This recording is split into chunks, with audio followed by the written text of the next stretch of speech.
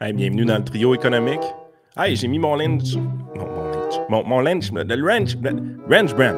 Aïe, aïe, Hey, tu veux-tu faire un autre take? Ah, écoute, je suis Ça, réel, moi, là. c'était la pire publicité que j'ai jamais entendue. Mais c'est parfait. Oh, on va laisser ça de même. Ben Ça non, c'est attire parce l'attention. qu'il est obnubilé par la qualité de Ranch Brand qu'il en perd ses mots. Exact. Oh, tabarouette. Ah non, Hein, t'es-tu récupéré ça?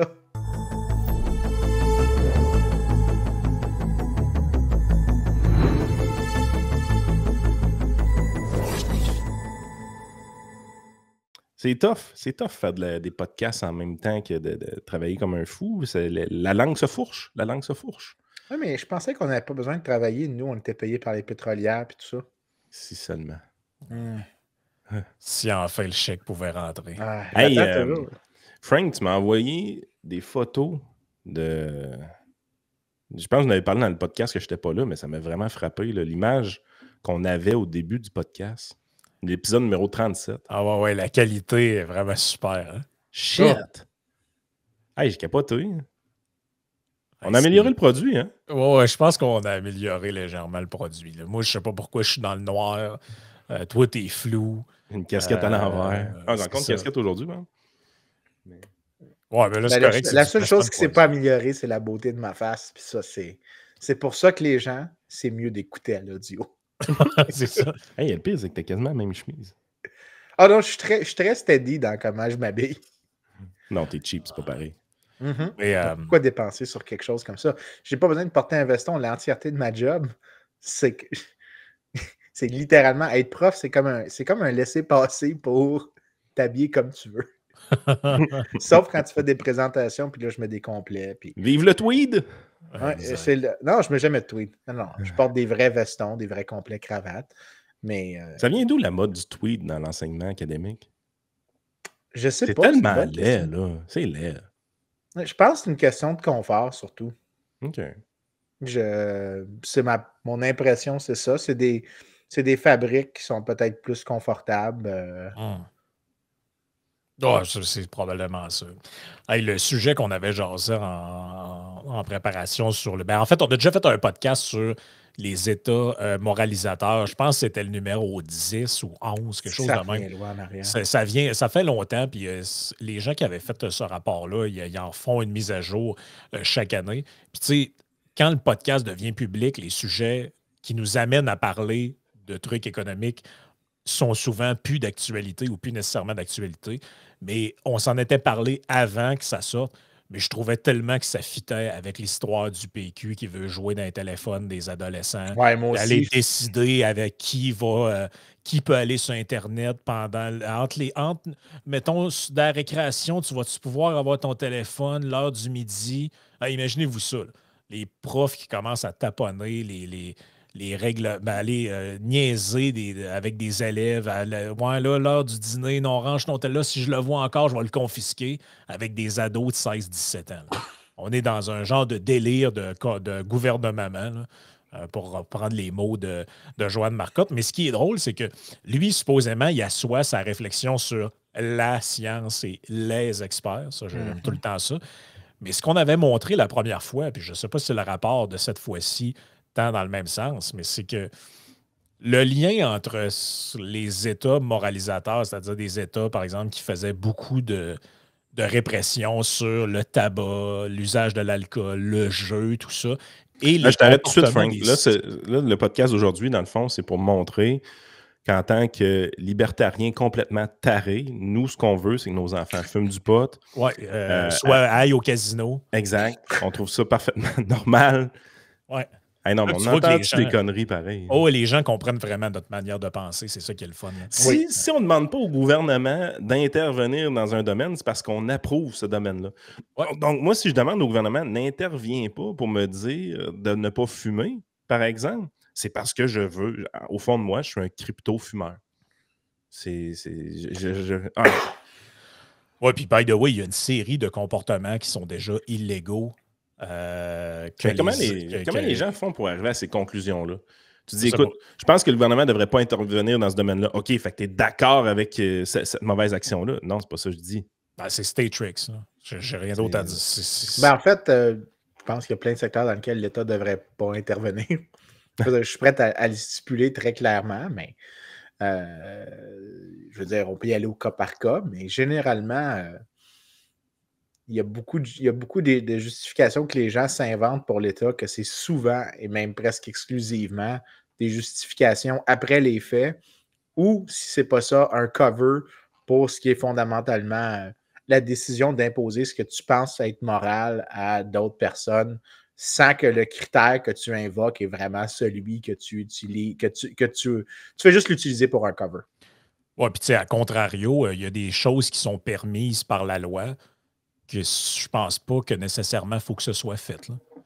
Par exemple, au Canada, c'est légal de corriger physiquement tes enfants. Là. Lui donner une bonne fessée, c'est légal. Est-ce que je pense que c'est souhaitable dans un processus éducatif? Pas vraiment. Bon, mais c'est quoi ces gens-là, de la manière qu'ils pensent? Ah ben là, le gouvernement, il dit c'est correct, fait que... Vous pouvez battre vos enfants. Mathieu puis Véronique, venez ici que je vous en crisse une. Ah non, c'est pas de même, ça marche. Là, c'est quoi? Non, mais on dirait que ces gens-là, ils ont besoin du gouvernement pour leur dire quoi faire tout le temps. Là. Si c'est permis, c'est bon. Si c'est pas permis, c'est pas bon. Mais si c'est pas permis et c'est pas bon, j'ai le goût, ben, je peux le faire pareil parce que de toute façon, on ne me ferait pas pogner. Parce que, soyons bien honnêtes, là, les gens, les règlements, ils ne respectent pas tout le temps. Là. Même, on n'est pas des gens très, très assidus sur la réglementation. Là, vu de toute façon dans la pandémie, là, mettez vos masques. Ouais, on a tous nos masques en dessous du menton, en dessous du nez, tout croche, à traîner dans le fond du char. T'sais. Been there, done that. Là. On peut-tu arrêter de se faire croire des choses? C'est tout le temps le bien paraître. Ah, la réglementation, c'est important. Tu sais, d'arriver ce qui s'est passé avec PSPP, de dire, OK, il faut le temps des écrans, là, il faut intervenir, il faut qu'on les interdise, il faut qu'on oblige les compagnies. Tous des mots à connotation antilibérale ou illibérale, je pense que c'est le mot qui est encore plus utile. Fait que là, tu as des gens qui aiment beaucoup le libéralisme, qui interviennent, qui disent non, c'est pas le rôle de l'État d'aller là. C'est quoi? Tu trouves ça normal que les enfants ils soient autant sur leurs écrans? Écoute, je te dirais que moi, je le vois différemment. Je partage cette opinion-là, mais l'affaire, c'est que ça convainc littéralement personne. Okay. Parce que ce que tu fais, c'est que c'est un clash d'arguments moraux. Puis il y a des gens que quand tu leur invoques des principes libéraux, je m'excuse, je peux faire ça avec des gens de l'IRIS. C'est sûr que dès que j'invoque des principes, bingo! Je pense que c'est un record. 7 minutes. 7 minutes 47. D'habitude, c'est à partir d'à peu près 15 minutes. C'est ça. Fait que mettons, c'est sûr qu'avec les gens de l'IRIS, peu importe ce que je dis, ils ne comprennent pas. Mais il y a des gens qui n'acceptent juste pas les principes que tu invoques. Fait que peut-être une meilleure approche pour les questions des moralisateurs, c'est est-ce que ça produit même les résultats que tu veux sans effet pervers, inattendu? Ben oui, ça marche. Il n'y a personne qui se promène sur l'autoroute à 220. Tu vois, ça marche. Ben, tu vois, premièrement, l'exemple de la vitesse, c'est un des exemples. Pas la vitesse des automobiles, excuse-moi, sur les lois sur l'alcool et sur, voyons, les taxes sur l'alcool, le but qui est souvent avancé, c'est qu'on dit les taxes sur l'alcool réduisent la consommation d'alcool et donc la conduite en état d'ébriété. Le problème, c'est quand tu regardes la littérature, généralement, il y a l'air d'avoir un lien, mais c'est aussi parce que, par exemple, des places comme le Utah, où les gens boivent pas à cause qu'il y a une grosse proportion de Mormons, mais où les Mormons aussi veulent mettre des taxes élevées. Fait qu'il y a l'air d'avoir une relation de cause à effet alors qu'il n'y en a pas.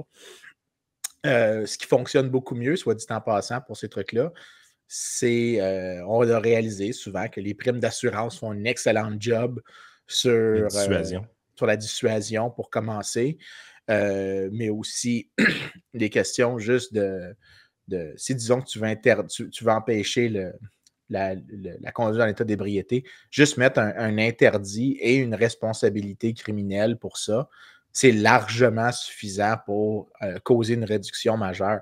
Après ça, mettre des taxes additionnelles, tu as plein d'effets pervers.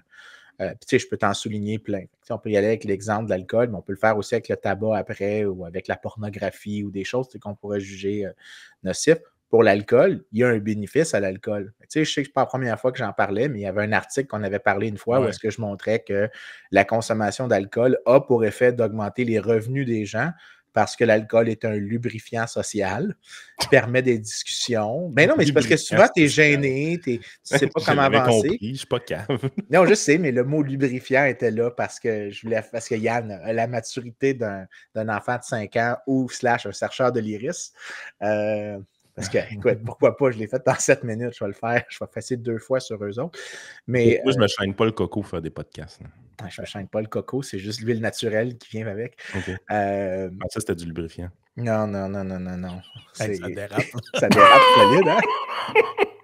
Mais tu regardes, il y a un effet positif de la consommation d'alcool sur les revenus parce que l'alcool agit comme un complément au capital humain, à l'éducation, et donc a un effet de permettre aux gens d'avoir des moins longs séjours sur le chômage, de découvrir plus facilement des offres d'emploi, mais aussi souvent de découvrir de l'information sur faire certaines choses. Et donc, au final, il y a un effet positif qui n'est pas négligeable. Si tu taxes l'alcool, l'effet que tu as, c'est que tu réduis ce bénéfice-là au net. Donc, il y a un coût à la taxation de l'alcool. Donc, au final, ben, tu perds tous les bénéfices moraux de la croissance économique. C'est-à-dire, si, par exemple, la croissance économique réduit la malnutrition et donc ensuite a un effet positif sur un effet négatif dans le sens que ça réduit la mortalité infantile, ben là, tu te prives du fait de pouvoir sauver certaines vies. J'exagère pour Oui, mais tu as parlé de bénéfices, mais tu n'as pas parlé de bénéfices nets, dans le sens que oui, il y a des bénéfices à l'alcool, il y a évidemment des effets négatifs à ça qui sont néfastes. Fait que tu n'es pas en train de statuer que le bénéfice net de l'alcool est démontré. C'est juste que ça existe. Il y a réellement des bénéfices. En fait, je pense qu'il y a des bénéfices, mais le point que je fais, c'est plus les mesures moralisatrices que les gens adoptent souvent. Ben, ils vont couper dans des bénéfices puis ils ne génèrent pas les effets clairement que tu veux avoir. Fait qu'au final, tu sais, la taxation de l'alcool, je ne pense pas que ça a les effets que tout le monde discute pour réduire, par exemple, la conduite en état d'ébriété. Je pense que l'effet est trop petit pour compter, puis qu'au net, il y a des méfaits qui viennent autrement, alors qu'une chose qui serait très efficace, c'est de juste dire, ben, si tu conduis en état d'ébriété, tu as une responsabilité criminelle. Tu augmentes les coûts, là. C'est ça, là, tu augmentes le coût, mais là, dans ce cas-là, il y a quelque chose de clair. Mais tu augmentes le coût seulement pour la personne qui est en infraction, pas pour tout le monde. Exactement. Je pense que le vrai avantage, il est là, dans la réalité, d'être très sévère avec la personne qui enfreint le règlement, qui est carrément dangereux. Moi, je suis d'accord avec ça. De taxer tout le monde, c'est parce que, écoute, pourquoi tu viens me taxer? J'ai jamais pris mon char chaud et je le prendrai jamais, là. Pourquoi tu viens me taxer pour ma bière du vendredi soir, man? T'as pas rapport, là. Ben ça, puis moi, je trouve qu'il y a une différence à faire fondamentale dans tous ces trucs-là, qui est de l'ordre de, tu sais, est-ce que le comportement qui est visé en question représente un danger pour autrui ou est-ce que c'est uniquement qu'on vise des comportements qu'on n'aime pas de la part des gens dans la population? Tu sais, je suis désolé, là, mais des trucs du genre, on va essayer d'interdire les boissons gazeuses ou ce genre de patente-là, là. Je veux dire, il n'y a personne qui a jamais attenté à la vie de quelqu'un parce qu'il buvait une canette de Pepsi, là, à part peut-être s'il a tiré en pleine face, là.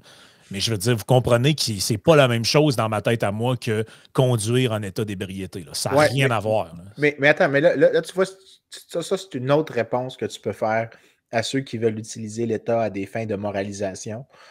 La première réponse, moi, je pense que c'est celle-là qui est la plus efficace, c'est que plus souvent qu'autrement, tu fais plus de dégâts. Fait que l'exemple de l'alcool ici, il y a le méfait que si tu taxes l'alcool, il n'y a pas beaucoup de bénéfices sur la réduction de la conduite en état d'ébriété, puis tu imposes des coûts à des gens qui, naturellement, ne participent pas à ce comportement-là de conduire en état d'ébriété. Donc, au net, la politique a probablement des effets sociaux négatifs. Mais tu as aussi des trucs comme, par exemple, le tabac. Souvent, les gens vont dire, il faut que tu taxes la cigarette parce que la consommation de cigarettes crée des problèmes pour le système de santé. Un autre exemple ici, ça serait une autre réponse, c'est qu'un libéral pourrait dire, le problème de la cigarette qui est assumé par tout le monde via la taxation parce qu'il faut payer pour le système de santé public, c'est peut-être parce que le système de santé est public, tu fais en sorte que tu subventionnes implicitement la consommation de cigarettes. Fait que là, tu sais, quand tu dis, on va passer une taxe sur les cigarettes pour réduire la consommation de cigarettes, le résultat, c'est quoi? C'est que d'une part, tu subventionnes en faisant en sorte que la personne ne paye pas pour sa consommation. Puis en même temps, après ça, tu la taxes. Fait que tu fais 2 interventions, 2 fois le coût économique de l'intervention, alors que peut-être avoir plus de place pour un marché privé en santé réglerait davantage le problème.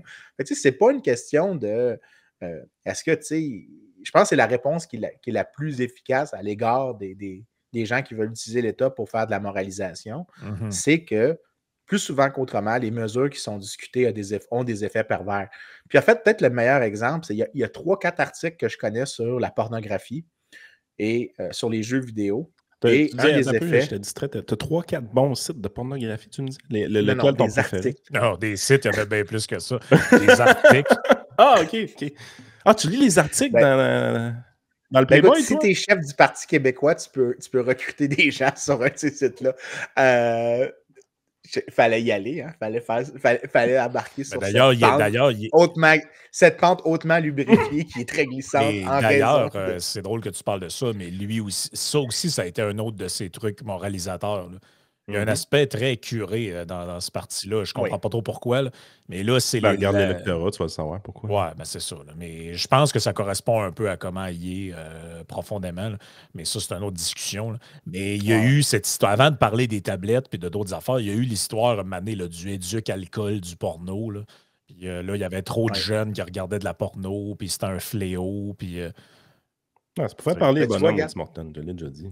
Mais regarde, tu vois, un des aspects, par exemple, sur, par exemple, la pornographie, un des effets, c'est que les gens qui en regardent, pendant qu'ils sont en train de la regarder, il y a un effet de catharsis, donc ils se calment un petit peu en le regardant, mais aussi... Surtout à la fin.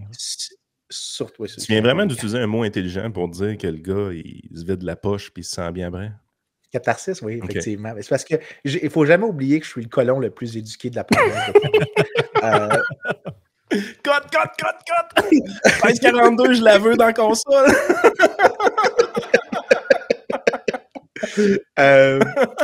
Mais ceci dit, donc, de un, tu as un effet que souvent, en fait, ce que ça a pour effet, c'est que ça a déplacé certaines agressions sexuelles. Donc, il y a des articles qui montrent que l'effet de catharsis a eu réduit l'incidence d'agressions sexuelles. Il y a vraiment eu des recherches là-dessus, là? Ben oui. Un autre effet qu'il y a, c'est que c'est la même chose, par exemple, pour les jeux vidéo, c'est que tu es occupé à faire autre chose. Donc, tu n'es pas en train de commettre des crimes. Okay. Puis ça a l'air stupide, mais c'est l'exemple, par exemple, les jeux vidéo. Fait que Macron, rappelons-nous, dans les manifestations de cet été, il avait blâmé les jeux vidéo. C'était cet été ou l'été passé? Il avait blâmé les jeux vidéo pour les manifestations puis les violences. Il avait dit c'est parce qu'ils sont trop appris, ils ont été désensibilisés à l'égard de la violence. Mais alors que ce qu'on sait, c'est qu'il y a deux effets des jeux vidéo. Un, c'est que ça relâche le stress. Donc, les agressivités sont canalisées vers le jeu vidéo. Mais aussi, des gens qui sont plus violents sont... Pendant que tu joues à un jeu vidéo, tu n'es pas en train de commettre un crime. Donc, il y a un effet de substitution des activités qui fait que ça a réduit la criminalité. Puis sur les jeux vidéo, la littérature est assez claire, ça a réduit la criminalité. Sur la pornographie, il y a l'air d'avoir des effets positifs. Sur les sites, par exemple, comme Backpage, qui ont existé dans le temps, ça avait réduit la violence contre les prostituées puis la violence sexuelle parce que maintenant, les prostituées pouvaient utiliser les plateformes en ligne pour faire du screening. Donc, ils étaient capables de choisir leurs clients et donc d'éliminer les clients potentiellement dangereux. Et donc, il y avait des effets que ça avait réduit la criminalité de violence sexuelle. Donc, tu es en train de dire qu'on devrait remonter la cote G d'OnlyFans. En fait, je refuse le concept de cote au Moi aussi, G. Mais s'il y avait la cote Geloso qui est à quel point tu ne devrais pas réglementer quelque chose, ça serait une des choses que je refuserais de réglementer, hormis les habituels de ce que je pense qui sont des trucs universels comme tout ce qui est juvénile, tout ce qui est violence non consensuelle. Parce qu'il y a des gens c'est important de spécifier parce qu'il y a des gens qui pourraient déraper assez vite dans nos propos. Hein. Oui, c'est sûr qu'il y a des gens comme Olivier Niquet qui ont une faible attention parce que ça leur prend 10 heures de trouver des clips de 3 minutes. Fait que, la capacité d'attention et de synthétisation est assez limitée.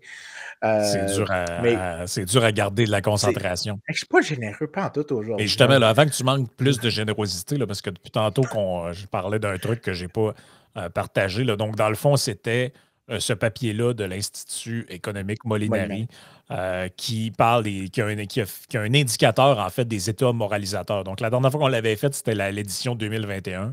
L'année passée, on est passé par-dessus, mais ça fait quand même 2 ans, je pense. C'est quand même pas mauvais d'y revenir.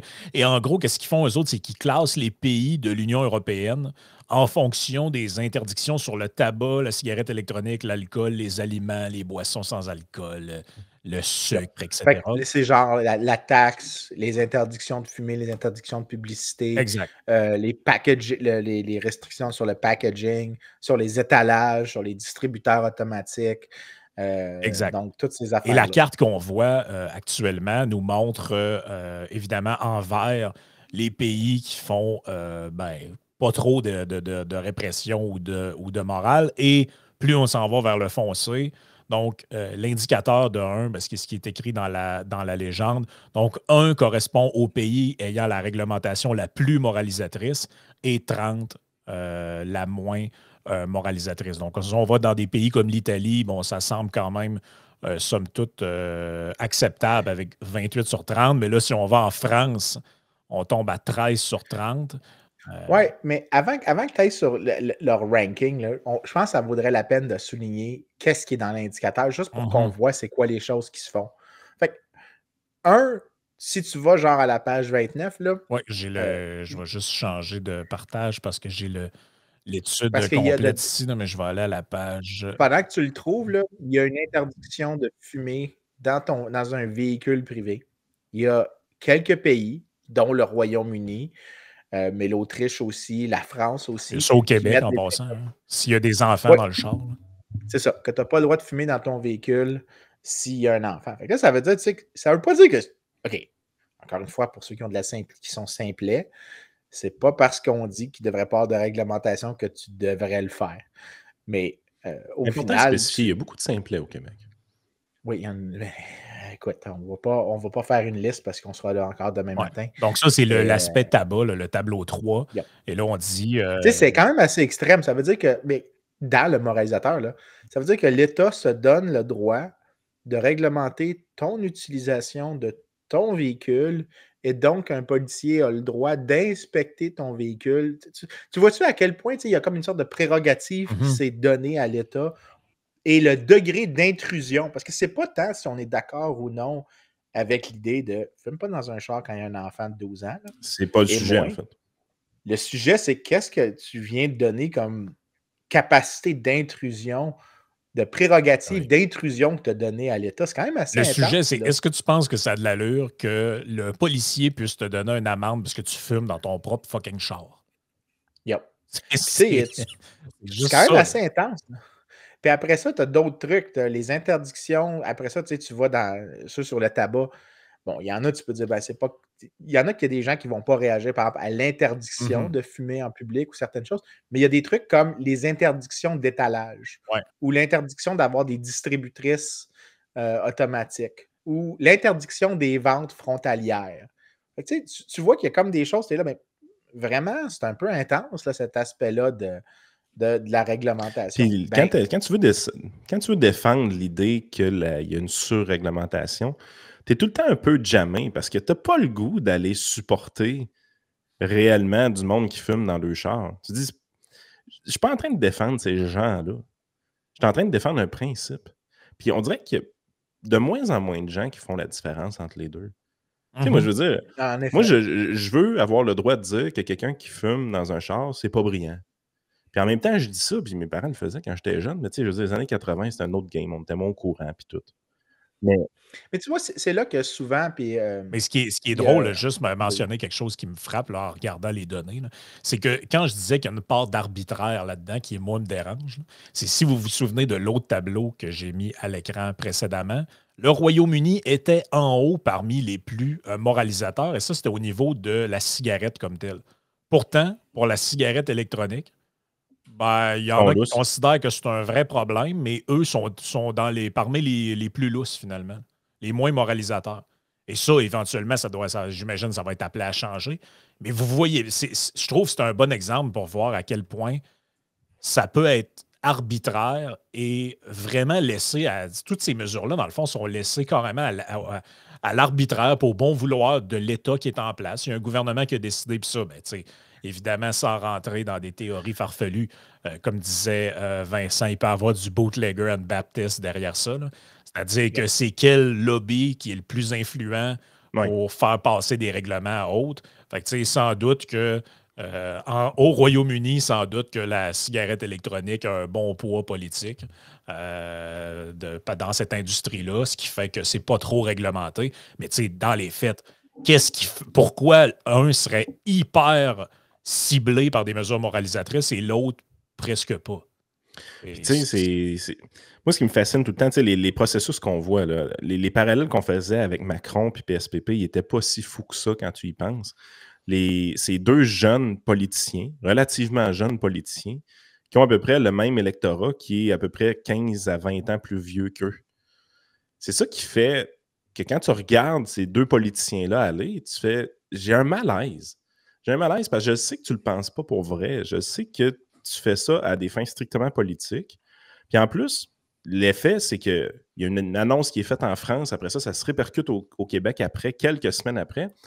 Tu te dis, à toutes les fois qu'on a une mauvaise idée sur la planète avec le monde des communications comme en 2024, tu es dans une situation où est-ce qu'il y a une multiplication des pains assez vite en termes de réglementation stupide et abusive. Ouais, ben, tu vois que c'est là que ça amène, moi, je pense, à la deuxième réponse qui est beaucoup plus forte. Fait que la première qu'on a donnée, c'était que les États moralisateurs, souvent, les mesures ont des effets pervers que tu ne peux pas t'attendre. Fait que, on avait dit, par exemple, sur la réglementation de la pornographie ou de la publicité de prostitution en ligne, toutes des choses. Tu peux dire que la prostitution, c'est immoral, tu peux dire tout ça, mais qu'au net, si tu réglementes, genre interdire Backpage, ben, tu mets les travailleurs du sexe dans un plus grand danger, ce qui est, je pense, on peut dire immoral comme résultat. Mais la deuxième réponse, c'est, mettons que tu dis que tu veux améliorer la situation. Est-ce qu'il existe des alternatives qui sont supérieures? C'est un peu comme le Jill So Tree. Est-ce qu'il existe des solutions? Est-ce que la solution gouvernementale, après qu'on aille passer à travers toute la liste de est-ce que c'est vraiment un problème? Est-ce qu'il y a des choses que le secteur privé peut faire? Est-ce qu'on met des barrières au secteur privé? Là, on arrive, est-ce que la solution gouvernementale empire le problème? Il y en a qui empirent le problème, puis il y en a qui ne sont pas particulièrement mauvaises, puis qui sont même justifiables. Puis les meilleurs exemples, c'est les campagnes d'information, là, sont vraiment très efficaces. Souvent, informer les gens a un effet super important. Il y a deux trucs qui me viennent en tête. La première, c'est Emily Oster, qui a écrit sur Pregnancies, donc les grossesses, et la période immédiatement après, et notamment le Sudden Death Syndrome, donc l'enfant meurt subitement. Il y a de la littérature qui sortait dans le monde académique qui montrait que, ben, faut pas que tu mettes ton enfant sur le ventre, notamment. Ben, ça, c'était pas super connu. Puis en fait, dans les années 70, 80, on croyait que ça donnait plus de confort au bébé puis que ça le rassurait d'être contre sa poitrine. Mais le résultat, c'est que ça augmentait l'incidence de ça. Mais il y a eu des campagnes d'information qui ont été faites pour informer les gens que c'était mieux, que la recherche montrait que les mettre sur le dos, c'était mieux dans les 6 premiers mois pour éviter l'incidence du Sudden Infant Death Syndrome. La mort subite du nourrisson en français. C'est ça. J'inverse tout le temps les termes à cause que je vis dans deux langues, mais que les campagnes d'information ont eu l'effet le plus efficace. Un autre, c'est Jason Lusk. Je peux-tu mettre une petite bémol sur ce bout-là, puis tu vas comprendre ce que je veux dire. Je comprends ce que tu dis. La campagne d'information est généralement efficace. Le bug dans la folie moralisatrice, à mon avis, puis c'est là qu'on peut avoir une crainte quand même si on veut juste implanter des campagnes d'information, puis vous allez comprendre ce que je m'en vais, il y a toujours une gradation. Prends la récupération, par exemple, en environnement. Au début, on installe les facilities pour être capable de faire la récupération. Puis on nous explique un peu comment ça marche. Donc, la séance d'information, autrement dit, cette phase de séance d'information-là qui est importante pour essayer de comprendre comment ça marche, ainsi de suite. Mais on dirait qu'ils sont insatisfaits de s'arrêter là. Le volet positif de la chose, du côté moralisateur, j'ai plus ou moins de difficulté avec ça. Donner de l'information des gens, je suis d'accord avec ça. C'est de la transparence, c'est bien, il faut le faire. C'est normal que les ressources publiques soient mises à disposition pour ça, sont bien placées pour le faire. Mais le problème, c'est qu'après ça, on commence par des mini-moralisations, des petites morales qui sont implantées. On va demander aux entreprises de... C'est pas vous, les citoyens, c'est les entreprises qu'on va leur demander. On va obliger, on va interdire. C'est là que ça commence. Mais c'est jamais les citoyens en premier. Éventuellement, c'est toujours Les entreprises, c'est pas grave. Continuez à voter pour nous. On ne vient pas nuire à votre liberté. On va juste tweaker les affaires des entreprises. Puis après ça, quelques années passent, puis éventuellement, tu es rendu que tu as un esti d'inspecteur de poubelle dans ta cour chez vous qui a enfreint ta propriété privée pour venir fouiller dans ton calice de bac de déchets si tu n'aurais pas échappé un morceau de carton dedans. Écoute, tu m'as comme devancé dans où est-ce que je voulais aller. J'étais un bon élève. Je suis bien content. Non, mais c'est pas juste ça, c'est que ça veut dire que great minds think alike. Hey, un compliment. Écoute, non, mais ça fait trop d'épisodes que je t'insulte. Puis la réalité, c'est qu'on s'insulte parce qu'on s'aime, mais des fois, c'est bien de se le dire qu'on s'aime. Écoute, les gens de QS se le disent entre eux autres tout le temps. Ils sont tous bons, puis ils sont tous beaux. Sauf en privé. Là, ils s'insultent. Ça aurait bien fait qu'il y ait le bout de Careless Whisper qui joue en arrière pendant que Vincent parle. Je vais peut-être le rajouter au montage. Mais les campagnes d'information, on va juste passer ça à côté, les campagnes d'information, ils peuvent être produits de manière privée. Ben oui. C'est ça la chose que les gens oublient. C'est pas besoin que ce soit l'État. Puis le deuxième exemple que je voulais donner, c'est celui que je pense qui est le plus pertinent des deux. C'était qu'il y avait, c'est Jason Luss qui a écrit là-dessus, c'est qu'il y avait une proposition qui avait été avancée en Californie, la Californie qui fait toujours des référendums d'initiatives populaires sur plein de choses. Dès qu'il y a assez de gens qui ont collecté des signatures, ça devient un ballot measure, puis là, ça devient pour que ça devienne une loi par référendum. Ben, ils avaient fait un référendum sur cage-free eggs, donc c'est quoi ça? Pas des...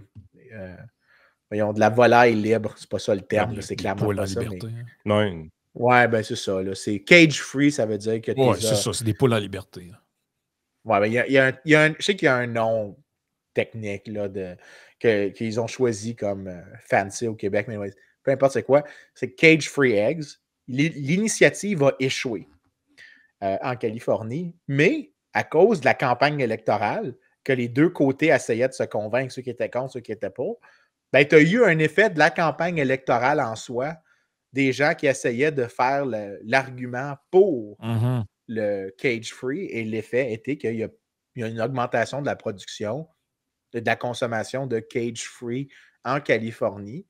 Ben, ça, c'est parce qu'il y a eu une campagne d'information, mais là, ici, bon, c'est sûr, c'est dans le cadre d'un référendum, mais ce que tu as, c'est deux partis privés, ce n'était pas l'État qui a organisé cette campagne d'information-là, c'est deux partis qui débattaient, et ce qu'il y a eu, c'est un cas de suasion morale, et un d'eux a convaincu un certain nombre de gens de changer leur comportement, et même si l'initiative a échoué, elle a eu l'effet de produire une partie de ce que la loi aurait généré. Ben ça, c'est de la persuasion privée, c'est de l'information produite de manière privée. Puis ça, c'est rarement discuté par les moralisateurs d'à quel point des groupes sociaux, des collectivités, des familles peuvent générer une grosse partie des effets de l'État, des politiques publiques moralisatrices.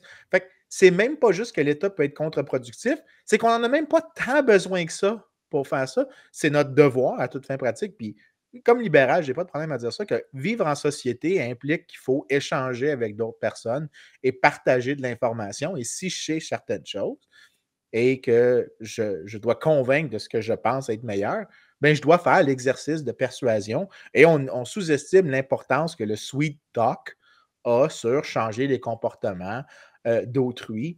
Et l'État qui utilise la coercition souvent crée des effets pervers à cause des backlash, mais aussi ne génère pas les effets bénéfiques que souvent les moralisateurs mettent de l'avant. Ben, c'est un peu ce qu'on fait c'est la avec le deuxième trio réponse que je fais. Quand tu arrives et tu regardes réellement le temps que tu prends et t'investis pour faire ces podcasts-là, en réalité, tu fais zéro ça pour l'argent. Tu fais pas ça parce que tu es narcissique, dans le sens que je te connais depuis assez longtemps, puis oui, tu t'aimes beaucoup, mais tu ne tiens pas à l'amour des autres. Hey, je t'ai donné des compliments. Tu n'étais pas narcissique, c'est positif. Alors, tu t'aimes beaucoup. Ben là, t'as des yeux pour voir, j'espère.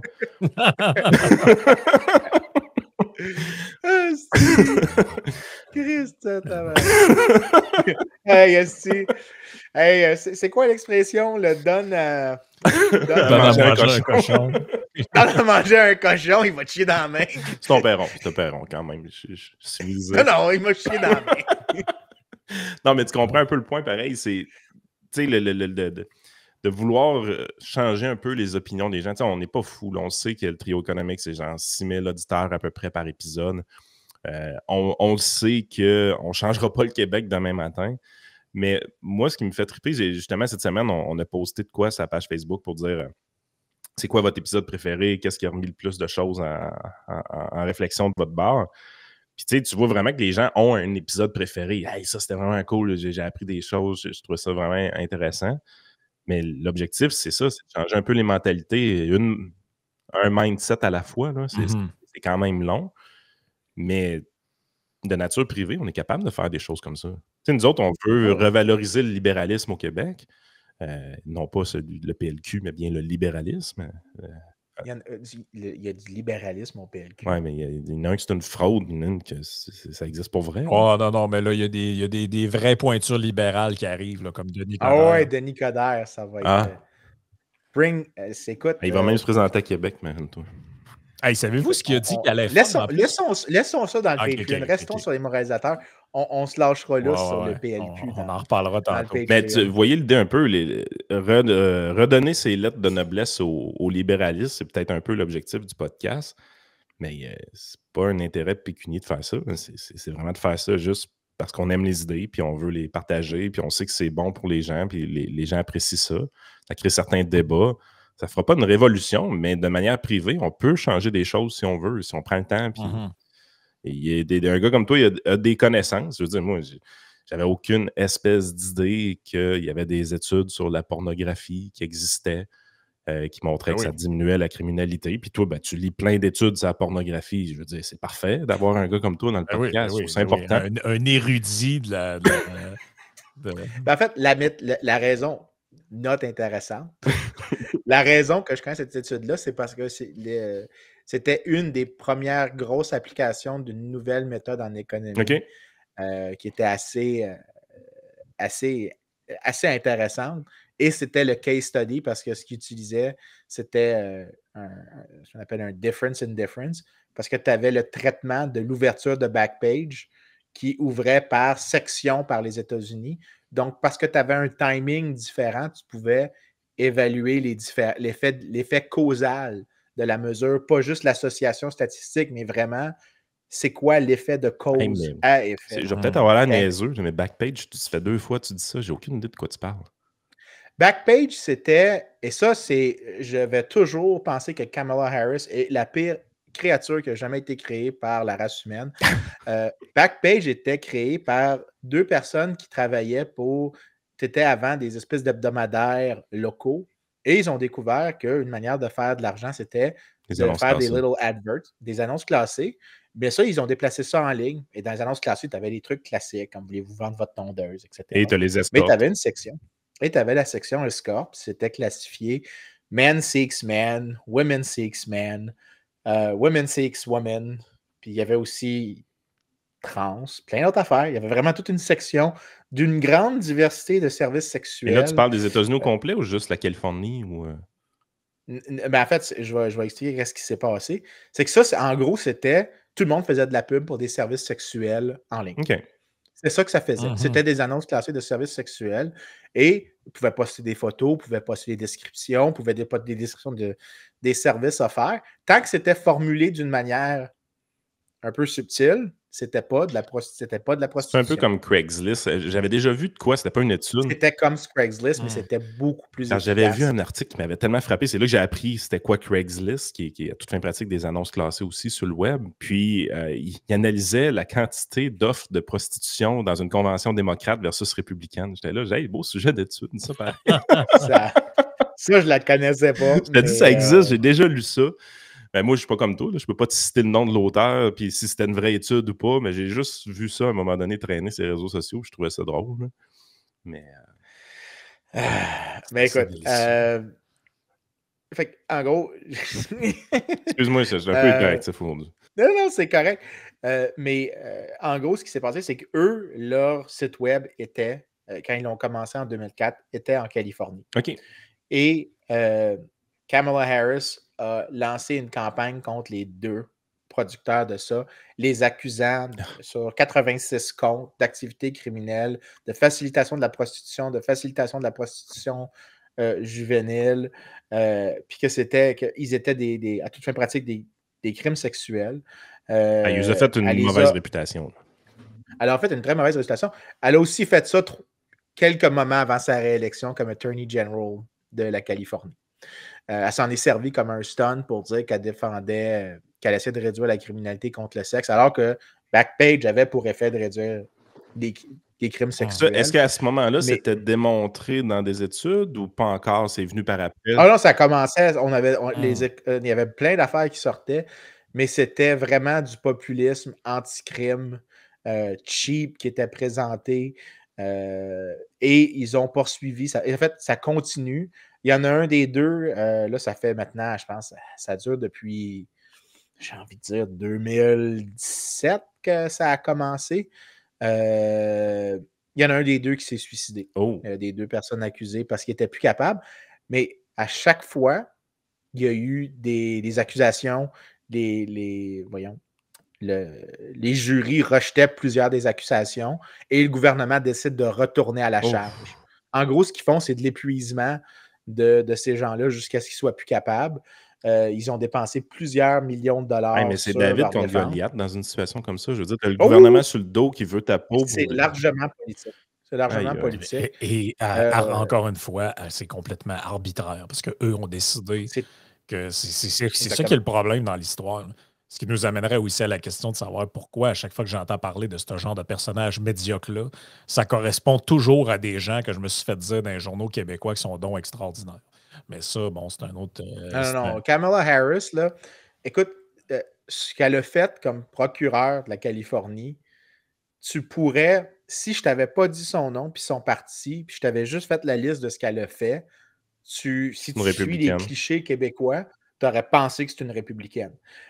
Une des choses, puis d'ailleurs, c'est ce qui a tué sa campagne présidentielle, lors du débat en 2020, Tulsi Gabbard, qui était une congresswoman d'Hawaï, a fait souligner qu'il y avait des gens que leur sentence était terminée ou que ça avait été découvert qu'ils avaient été incorrectement accusés, donc ils devaient être libérés. Kamala Harris voulait les garder en prison. Pourquoi? Elle a défendu ça devant la Cour suprême de la Californie, de les garder en prison parce que les prisonniers en Californie sont souvent utilisés comme des travailleurs. No shit. C'est tout public record. C'est pas ça a tellement l'air extrême que les gens ne me croient pas. But it's public records. Elle a vraiment défendu ça en cours. Puis Tulsi Gabbard a détruit la campagne électorale de Kamala Harris quand elle l'a attaqué sur ça, puis elle a tout souligné les choses. Je peux trouver la clip. Je te crois, mais c'est fucké. Mais c'était sidérant, les deux clips, en fait. Écoute, je vais... Écoute, pour les gens... Là, juste résumer, dans le fond, pendant que tu cherches ça, c'est que les détenus sont utilisés à toute fin pratique comme de la main-d'œuvre dans les prisons. Il y a des détenus qui doivent être libérés parce qu'on a reconnu qu'ils n'étaient pas coupables finalement ou tout ça, mais elle veut les garder en dedans parce que c'est de la main-d'œuvre cheap dans les prisons. Exactement. Non, mais attends un peu, le tabarnak, là, ça marche pas, ça? Ouais, ça, c'est. Je suis pas un grand juriste, là, mais ça marche pas, ça. Ouais. C'est quasiment une Québécoise, ça, Liane. François Legault l'avait dit. Non, mais tabarouette, qu'est-ce que c'est ça, man? Écoute, si tu veux, je peux envoyer le clip. Il y a un clip de 6 minutes. Reason a tout fait l'accumulation des articles de ça. C'est en anglais pour les auditeurs. Mais pour voir c'est quoi. En fait, sais-tu quoi? Frank, je vais peut-être insister, puis au pire, on fera. On va le mettre dans le Patreon. Parce que dans le public, on ne peut pas, mais dans le Patreon, on va pouvoir. C'est ça. Dans le Patreon, moi, je propose qu'on le fasse, puis que les gens, c'est une bonne raison de vous abonner à Patreon. Kamala Harris, c'est l'exemple ultime de c'est quoi un warrior / moral cop. Des gens qui veulent contrôler vos comportements. Puis c'est toutes des choses que c'est des articles publics, des court records, des choses qu'elle a dit publiquement. Mais c'est vrai que c'est plus caractéristique des républicains que des démocrates d'habitude, ces affaires-là. Non, dans la perception, c'est ça que c'est. La perception québécoise, c'est ça que c'est. Mais aux États-Unis, les démocrates sont très bons sont aussi bons pour mettre des gens en prison pour d'autres choses. En fait, te rappelles-tu, on avait à un moment donné parlé de Donald Trump et sa poursuite contre les gens pour pas qu'ils soient rémunérés à la bonne valeur quand ils essaient de construire un casino. Ouais. Ou c'est toutes ces affaires-là sur l'expropriation qu'on a fait, la partie sur la petite technicalité qui était ce que Mme Guilbeault voulait parler. On avait souligné toutes les expropriations sans juste compensation qui avaient été données, sans la compensation du marché. Ceux qui faisaient les expulsions aux États-Unis, qui sont très bons sur faire les expulsions, et ensuite de ne pas vouloir compenser les gens, c'est des démocrates. Puis quand la décision avait été rendue en Cour suprême en défaveur de la propriétaire, c'était les juges républicains qui avaient voté pour qu'elle soit justement compensée, et c'était les juges démocrates qui avaient voté contre elle. Et la gauche était là. Ah! Quoi? Des gens de gauche ont voté pour voler une petite madame? Ce que vous pensez être vos lignes idéologiques rarement matchent la réalité. Puis ça, c'est un bon exemple. Puis les questions morales, c'en est un autre bon exemple. L'idéologie est un très mauvais prédicteur. La ligne de parti est un très mauvais prédicteur de. Oui, absolument. Si tu penses, des comportements de politiciens. Comme beaucoup de gens à qui tu soulignes certains propos tenus par des partis de gauche, notamment au Québec, sur certaines communautés, puis ils ne te croient pas.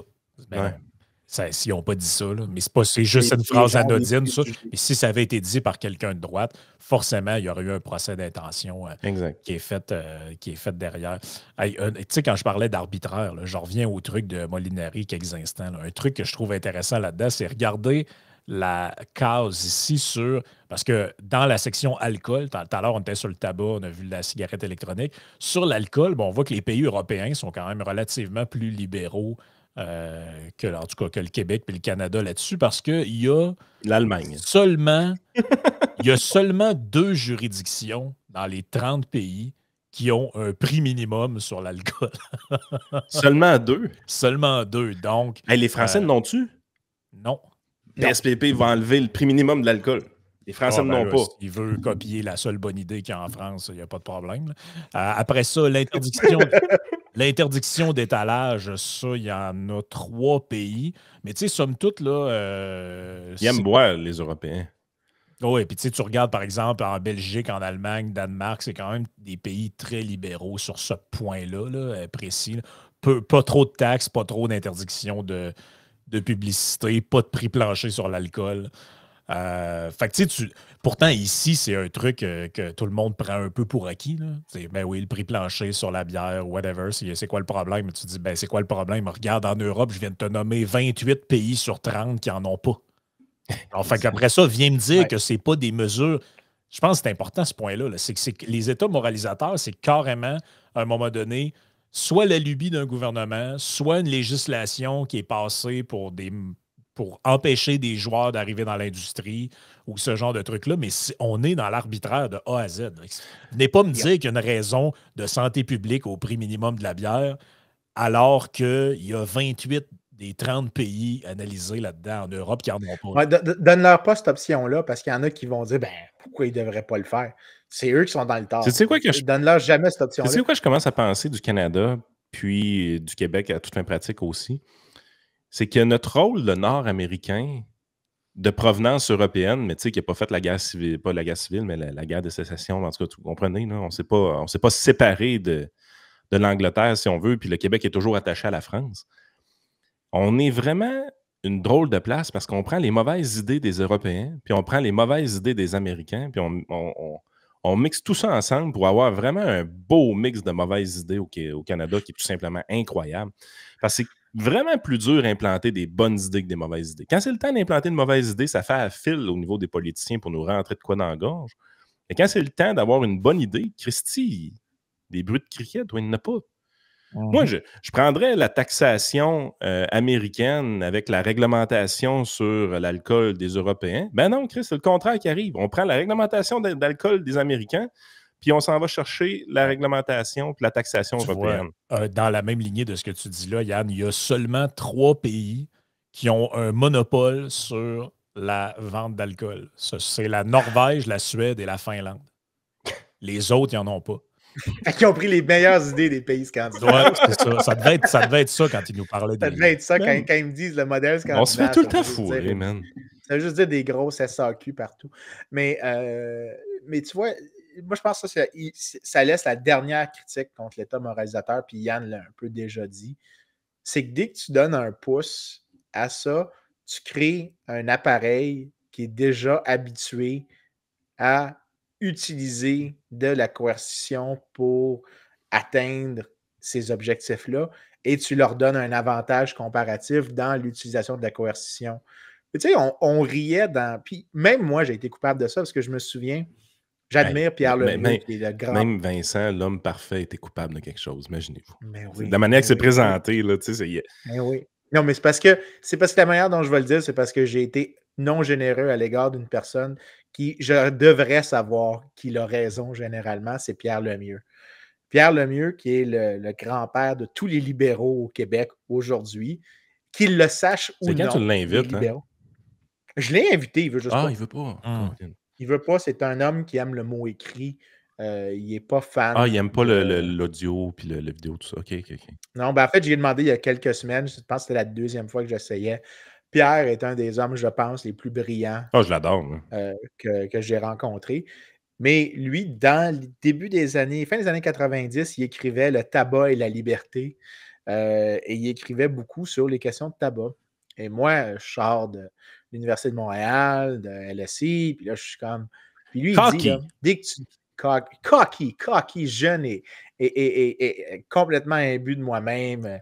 Vincent avec le foulard de manche-marde. La photo du Devoir là, que Frank avait déjà spoté, m'avait dit « Hey, c'est un beau foulard de manche-marde. » Je ne suis pas sûr si c'était Frank ou Simon. En tout cas, quelqu'un avait sorti la photo avec mon foulard de manche-marde. Mais j'avais l'attitude, puis je me disais, Pierre disait que c'était une pente glissante qui allait glisser très vite. Si tu commençais avec des trucs simples, un jour, ils allaient faire des mesures encore plus extrêmes parce que tu développais une bureaucratie de la coercition sur les comportements privés. Et moi, je riais de ça parce que je me disais, arrête, là, il y a un point. C'est pas toutes les pentes glissantes qui sont si glissantes que ça. À un moment donné, tu finis par arriver à un plateau. Je te dirais qu'avec la COVID, avec tout ça, je peux apprécier la grande sagesse de Pierre Lemieux.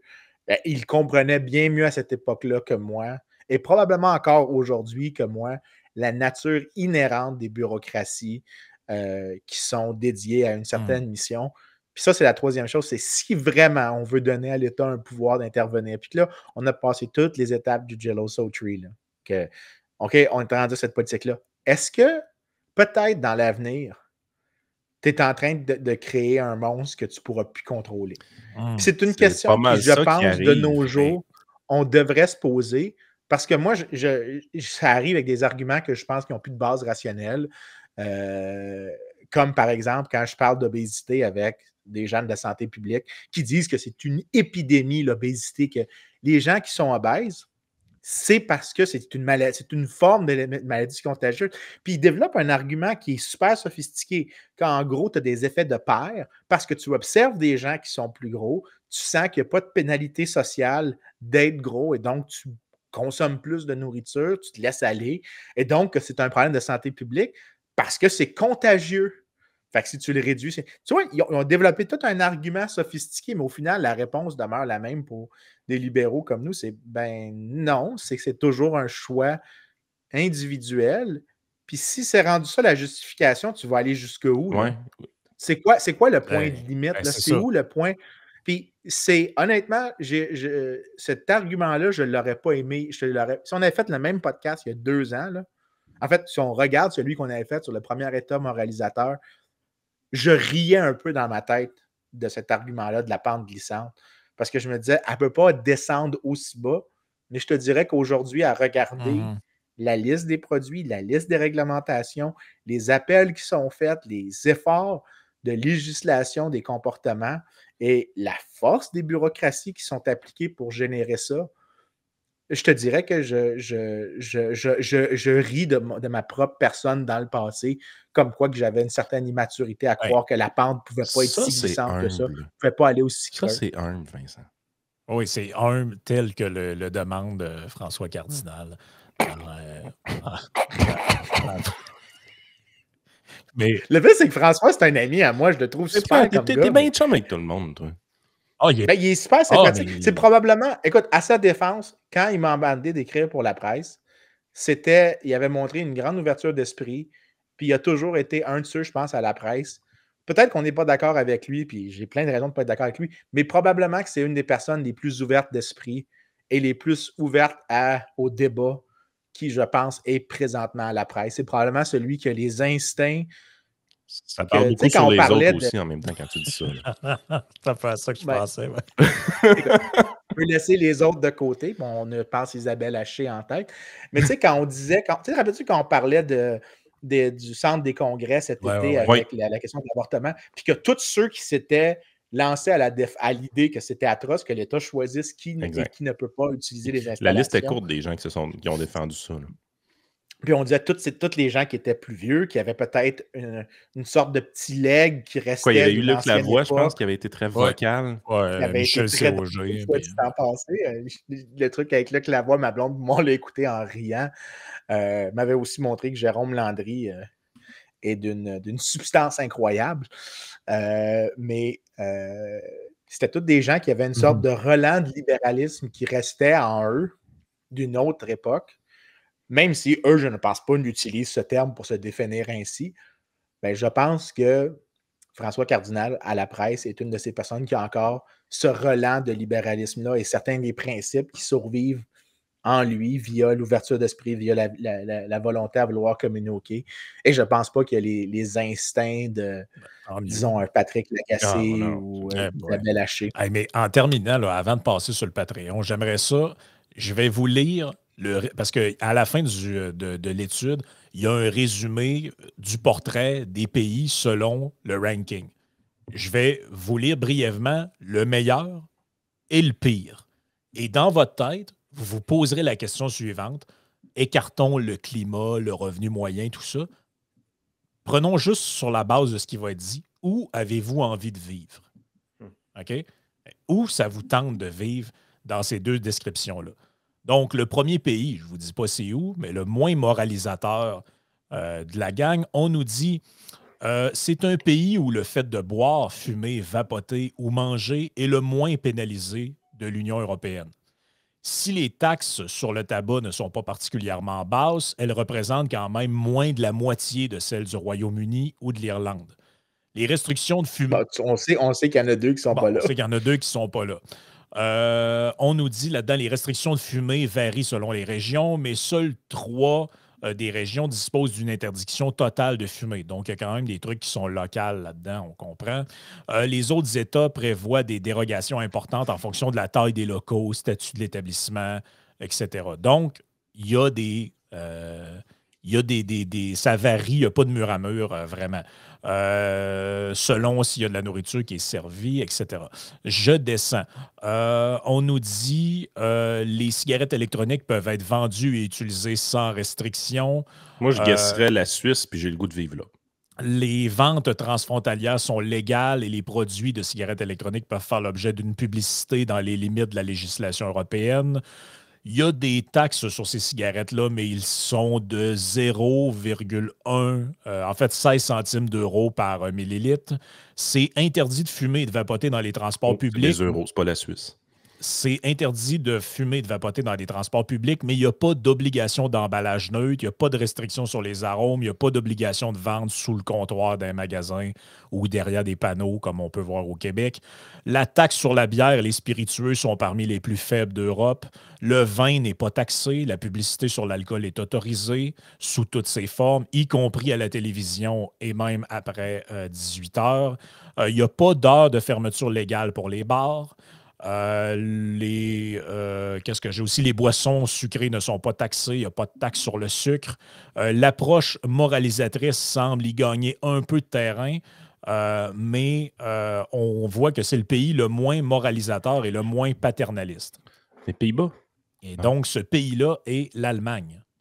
Ah, ouais. C'est l'Allemagne le pays le moins, et de loin, là, si je compare avec les autres. Hey, pourtant, les Allemands, c'est pas l'image qu'ils projettent. Ils ont l'air... On est d'un cliché, là. Mais les Allemands ont l'air rigides, un peu discipliné énormément. Tu aurais l'impression que tu vis là, puis il y a beaucoup de règles à obéir. Là. Ouais, et j'arrive au dernier. Vincent, Le il est bien pire. crampé. Là.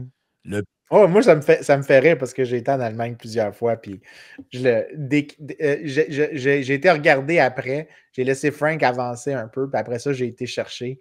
Puis je me disais, plus il parlait, plus j'étais là. Sounds German. Non, c'est ça. Le dernier pays, je ne ferai pas l'enguerre longtemps, c'est la Turquie.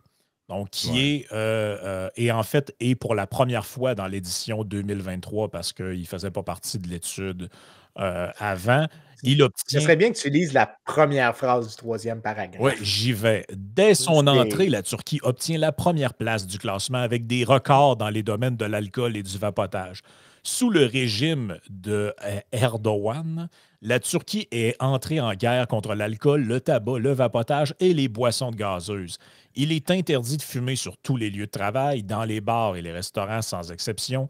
Ça, c'est le Québec. Il est interdit de fumer dans tous les véhicules, même s'il n'y a pas de passagers. Les cigarettes sont emballées dans des paquets neutres. T'as pas le droit de fumer dans ton char, même non, si c'est pas pas le droit de fumer dans ton char. Les cigarettes sont emballées dans des paquets neutres. Les distributeurs automatiques sont interdits et la vente sous le comptoir a été imposée. Québec. Ça ressemble pas mal à chez nous. Hein? On ne figurerait pas très bien dans ce tableau-là. L'âge auquel on peut acheter des cigarettes a été porté à 21 ans en 2018. La cigarette électronique et les produits du tabac chauffé sont totalement interdits. Les bars et les restaurants peuvent se servir de l'alcool 24 heures sur 24, mais les boissons sont fortement taxées. Ah, tu vois, ils sont mieux que nous autres sur cet aspect-là. À 3 heures, c'est pas fini. Qu'est-ce que j'ai aussi? Les taxes sur la bière et les spiritueux sont significatives. Elles sont plus élevées que dans des pays comme le Danemark et le Royaume-Uni. OK. Les ventes de boissons énergisantes sont interdites aux moins de 18 ans. Ça c'est le rêve des Québécois adoreraient ça. Et c'est pas mal ça que j'ai. Des taxes sur des boissons sucrées s'élèvent à 17 centimes d'euros par litre et s'appliquent également aux boissons édulcorées. Fait que bref. Écoute, mettons une chose fun sur la table. Québec solidaire puis PSPP, ce qu'ils veulent, c'est le modèle turc. Non, mais c'est parce que juste finir sur ce point-là, c'est vraiment insidieux pareil, parce qu'à chaque fois ça, c'est un truc que je pense que les gens ne réalisent pas tant que ça, c'est que c'est comme un peu avec le débat sur est-ce que c'est une démocratie ou une dictature. Il n'y a pas de. Tout ça, c'est un spectre. Fait que les États moralisateurs, il n'y a jamais personne qui se lève un matin et qui disait hey, on va transformer notre société en place invivable où tu n'as plus le droit de rien faire. Ben non. Ils se lèvent un matin, ils écoutent les experts patentés qui arrivent en disant ouais, mais si on faisait une taxe de 20 cents le litre sur telle affaire, ça réduirait tant de pourcentage. Puis à un moment donné, tu dis oui, puis tu vas de l'avant, puis tu continues, puis tu continues. Puis à un moment donné, ça vient que tu ne peux plus faire de pique-nique avec de l'alcool dans des parcs. Puis là, tu continues. Hey, tu l'as pas pris, ça, hein? Puis à un moment donné, ben, de toute façon, je veux dire, je fais comme à peu près tous les Québécois, je m'en fous complètement. Ah, je pensais que tu allais dire que tu serais adopté. Aussi. Mais tout ça pour dire que toutes ces patentes-là s'accumulent, puis à un moment donné, c'est bien écrit dans le document. La Turquie n'était pas une place si pire que ça. Mais c'est depuis l'élection de Erdogan, ils ont décidé de déclarer la guerre à tout ce qui était problématique. Là. Fait que l'alcool est dans le collimateur, les cigarettes. C'est pour ça que quand tu entends des mots comme guerre à l'auto, il faut que ça flash en rouge ton dashboard, man. Ben, c'est un peu ça, moi, mon point. Tu sais, ça peut devenir. Ces gens, tu sais, le bureaucrate là, qui pense à ces trucs-là, le plaisir de contrôler la vie des autres. Là. Eh ben, c'est exactement là que je voulais finir parce que l'élément que je trouve que Vincent a dit qui m'a fait fantasmer parce que j'ai trouvé l'expression vraiment le fun, puis vous n'avez pas trop accroché là-dessus. Fantasmer, Vincent, même phrase. Coco lubrifié, man, tout. Ouais, moi, je trouve que vous êtes dans une drôle de. Il y a comme une genre de bromance. Ouais, ça dérape solide. Non, mais la bureaucratie de la coercition, puis je pense qu'on a une clé un peu de l'explication sur tout ce qui se passe un peu au Québec. Mettons que ta job dans la vie, c'est de travailler au MAPAC. Puis tu es à l'innovation et au développement au MAPAC. C'est quoi ton innovation puis ton développement que tu dois faire? C'est d'inventer des nouveaux règlements pour faire chier tout le monde. Tu sais, je veux dire, c'est un peu ça l'idée. Le bureaucrate qui est payé littéralement pour tenir la littérature réglementaire à jour, c'est lui qui pense à des nouveaux règlements sans arrêt. Il est payé pour faire ça. Le médecin à santé publique, son rôle dans la vie, c'est de faire peur à tout le monde avec les dangers potentiels de notre vie trop confortable. On a créé des postes dans lesquels les gens, leur définition de tâche, c'est d'augmenter la réglementation. Mais fondamentalement, il ne faut pas se surprendre qu'il y ait plus de règlements. Puis quand tu t'en vas en entreprise, on est rendu avec des conseillers en diversité, des conseillers en, je dis, comment on pourrait appeler ça, mais l'implantation de politique équitable entre les hommes et les femmes, toutes ces affaires-là. Mais eux autres, leur but dans la vie, c'est de voir des situations de tension, d'homophobie ou de choses comme ça. Ils finissent par en voir partout. Ils finissent par... Il faut qu'ils, même s'ils sont un peu payés à rien faire, il faut quand même que le rien faire, ils fassent de quoi, tu sais, je veux dire. Ils se mettent dans une position où est-ce que la journée qui va, même si c'est des gens naturellement très peu productifs, ils finissent par produire quelque chose pareil. Puis ça finit en formation vraiment poche, ça finit en réglementation vraiment stupide. Mais je veux dire, j'aimerais ça que ces gens-là soient encore moins productifs, mais Christy, à un moment donné, il y a des limites à rien faire dans ta job, là. Ils finissent par produire de quoi? C'est l'abolition de ces postes-là que ça prend. Il faut réellement abolir les postes où est-ce que ton seul rôle dans la vie, c'est de créer de la réglementation. En tout cas, la bureaucratie de la coercition, là, quelle belle expression. Écoute, ça me fait plaisir de t'avoir inspiré comme ça. Pour vrai, je ne pensais pas que j'avais dit quelque chose d'exceptionnellement brillant. Là. Écoute, on va passer... Je me sentais comme un gars de QS. On va passer à la partie Patreon, puis on va enfin savoir, on va enfin connaître la vraie nature de Kamala Harris, cette femme si incroyable qui nous a été vendue comme la meilleure invention depuis le pain tranché. Une Québécoise. Oh, oui, quasiment une Québécoise. C'est par après qu'on a découvert que dans son livre où elle parlait de son passage à Montréal, elle disait qu'elle avait détesté ça. Bon, ça, c'est un bout pas important de l'histoire. Je n'avais pas spoté ça, mais ça, c'est ça. Ça, c'est quand même assez magique. Donc, on en jase dans la partie Patreon. Joignez-vous à nous.